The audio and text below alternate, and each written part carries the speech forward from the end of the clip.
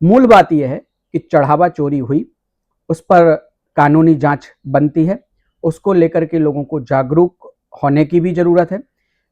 तो क्या ये सारी की सारी जागरूकता सिर्फ श्री राम जन्मभूमि ट्रस्ट तक जाकर के सिमट जानी चाहिए, बल्कि जितने भी मठ, मंदिर, चर्च, मस्जिद इस देश में चल रहे हैं, इसका विकास में क्या योगदान होता है देश के विकास में, या जिस सभ्यता, जिस धर्म का मंदिर है, जिस धर्म की मस्जिद है, वो किन गतिविधियों में प्रयुक्त होती है, वो राशि जो दान के रूप में आती है। क्योंकि ये जो धन है ना, यही पाप का कारण भी है और यही पुण्य का कारण भी है। धर्म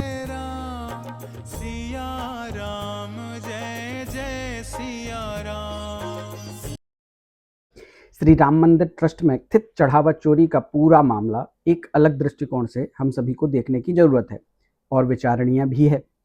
यदि हम गहराई से देखने जाते हैं तो पहला बिंदु ये है, अगर चोरी में ट्रस्ट के सचिव या बड़ा व्यक्ति कोई ट्रस्ट से जुड़ा हुआ शामिल होता तो क्या चोरी खुल सकती थी जो हम सब लोगों के सामने आई है?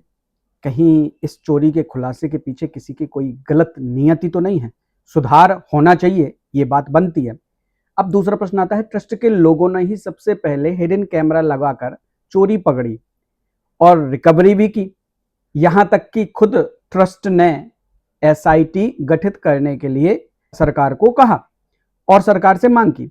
तो क्या ऐसे में ट्रस्ट की नियति के ऊपर प्रश्न उठाना प्रासंगिक है? आरोपी ट्रस्ट की नौकरी से बाहर किए जाते, इससे पहले ही उनमें से किसी ने चंदा चोरी की बात समाजवादी पार्टी के नेताओं को दे दी, क्योंकि उनको अपने उजागर होने की खबर सामने आ चुकी थी, डर लग रहा था। नेताओं के पास लीक करने के बाद जैसे कि सब कुछ पहले से ही योजना बना ली गई हो कि अब इसको हम राजनीतिक मुद्दा बनाएंगे, क्योंकि आने वाले समय में विधानसभा चुनाव की तैयारी चल रही है। चौथा बिंदु आता है, अचानक से सब कुछ नहीं हुआ। यूपी में चुनाव आ रहे हैं, सरकार और संघ के विरुद्ध इससे बड़ा मुद्दा और क्या हो सकता था? फिर चढ़ावा वाले लोगों को खोज कर सीधे मुद्दा बनाया जाता है। कहीं किसी ने काक भुजंडी की मूर्ति की बात आती है, कहीं हार की बात आती है, कहीं चांदी की ईंटों की बात आती है और बातें एक एक करके सामने आने लगती है, जैसे पहले से ही पूरी रूपरेखा बनाई गई हो। विपक्ष मुद्दा खोजता है और आरएसएस और वीएचपी का सीधा जुड़ाव राम मंदिर से है। अब यहां जबकि पूरा का पूरा सामान मंदिर क्षेत्र में सुरक्षित पाया गया है, तो लोग थोड़ा सा साइलेंट भी हो रहे हैं, लेकिन मुद्दा तो मिला और बहस के लिए एक मजबूत बात सामने आई। अब इसी मामले में बागेश्वर धाम के हमारे पीठाधीश पंडित धीरेन्द्र कृष्ण शास्त्री को बयान को भी तोड़ मरोड़ कर प्रस्तुत करने की बात की गई। उनके कहने का आशय साफ है कि अगर उन लोगों का पर्चा खोल देंगे जो इस चोरी के पीछे वास्तविक रूप से जिम्मेदार है और पूरा षड्यंत्र है, तो उन्हें अपनी जान का या हत्या का खतरा है। उनका आशय ऐसे में लोगों ने सीधा विश्व हिंदू परिषद या आरएसएस जोड़ करके निकाला, जबकि इसको इस तरीके से भी देखा जाना चाहिए कि यदि वास्तविक घटनाक्रम सामने आ जाए तो वो नियत भी सामने आ सकती है जिन्होंने इस पूरी घटना की स्क्रिप्ट पहले से तैयार करके रखी है। देखो, मामला लोगों की आस्था को झकझोरने वाला है, चिंताजनक है।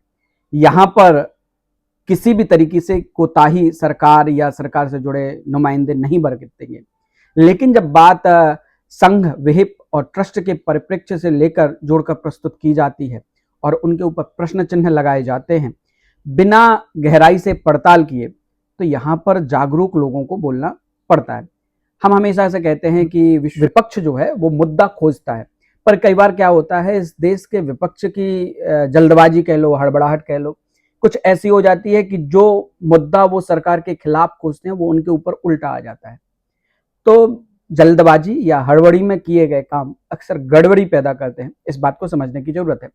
अब यहाँ पर दो तीन चीजें हैं जो समझने की जरूरत है। देखो, मूल बात यह है कि चढ़ावा चोरी हुई, उस पर कानूनी जांच बनती है, उसको लेकर के लोगों को जागरूक होने की भी जरूरत है।